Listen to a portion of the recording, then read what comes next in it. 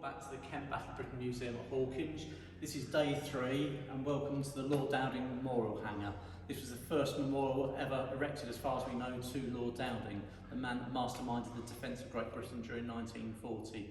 The hangar predominantly holds a lot of the German aircraft and German recovered engines. Behind you'll see the wings of the reluctant Messerschmitt. This was shot down on the 7th of October 1940 by Holden, Hogan and Mackenzie of 501 Squadron, and was raised out of the English Channel back in the 1970s. We were very lucky that Eric Mayer, we traced in Austria, and he was a chemist at that time, came back and visited the museum, and I had the honour to lift up his radiator, rattle it, so you could hear the bullet inside the radiator that actually brought him down, forced him to force land into the English Channel. Around you is many exhibits that we're going to cover in a little bit of detail, but obviously this is day 3 leading up to the museum reopening next Tuesday, the 18th of May. The government gave us the green light a couple of days ago, and we're very pleased that we can actually welcome you back to the museum. So we're just giving you a little insight to the museum, so we'll give you a few little bits and pieces. Just to my right, we've got a BMW motorbike. That was acquired by the museum at the end of 2019, so we were only open for 4 months last year, so you may not have seen it, but that is actually a 1939 engine and a 1940 frame, and that was actually allocated to the Luftwaffe, so it's a nice example of a Luftwaffe Outrider Messenger motorbike. I'll take you to another place and show you a couple more exhibits. Behind me you'll see 2 Spitfire Wings, or 1 Spitfire Wing and 1 leading edge. The Spitfire Wing is the most complete Mark I Spitfire Wing known to exist anywhere in the world. This was lost in February 1940.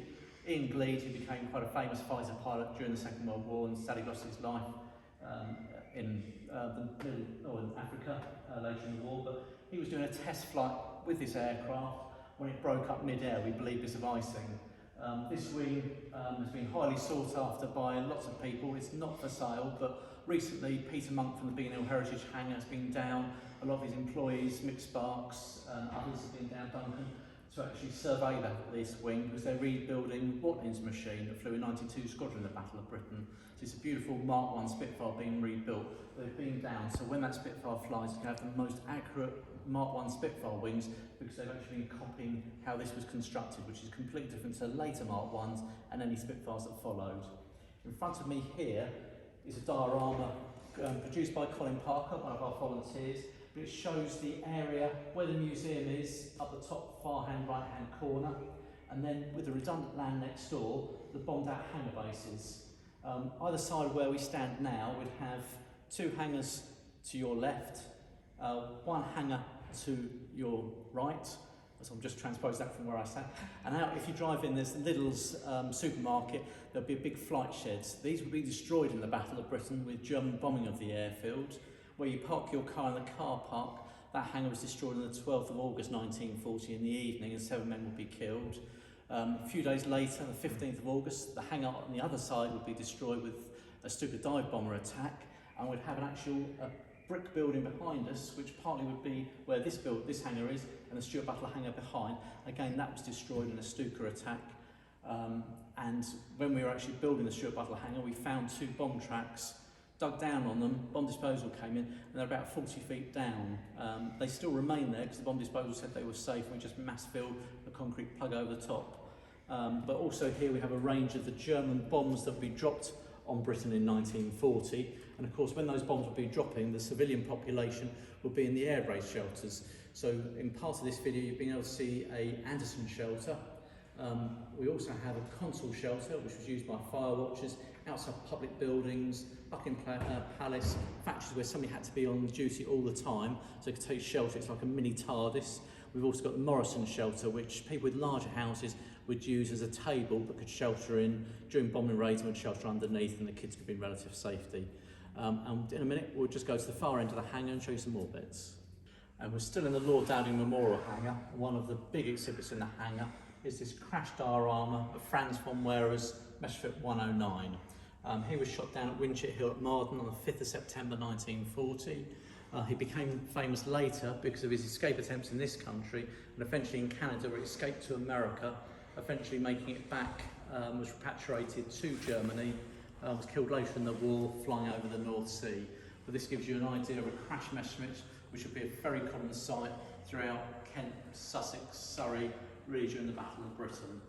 It's made from a Battle of Britain film replica from the 1968 film, but basically from the cockpit forward, 98% of that is original parts that we've gradually been rebuilding it where possible, so it gives you a good idea. It's surrounded by 12 mostly Daimler Benz 601 engines from Messerschmitt 109, so there is a Messerschmitt 110 engine there, but it includes the first Messerschmitt to be shot down and penetrate Earth in 1940, the last Messerschmitt to be shot down in 1940 and penetrate Earth, the Biggin Hill 600th Victory, and also the only pilot with a Knight's Cross to be shot down and captured in the Battle of Britain. Above, on the wall behind, is also the largest remains of a super dive bomber. It's from the rudder post through the fuselage, you can see there, with remains of the Black Cross and the D. That was crashed at Chidham on the 18th of August 1940, but as we said earlier, when you visit the museum, everything is fully described. You'll find out about the crew of the aircraft and those who shot them down, being at whatever side. What we do is we tell a story of brave young men of both sides. Doesn't matter if you are Axis or Allied, you still had mothers, fathers, brothers, sisters, girlfriends, wives, sometimes kids. So we tell the story of brave young men who fought for their nation. We try not to show any bias. The only bias anybody ever claim is that we've got a crashed Messerschmitt and we haven't got a crashed British aircraft.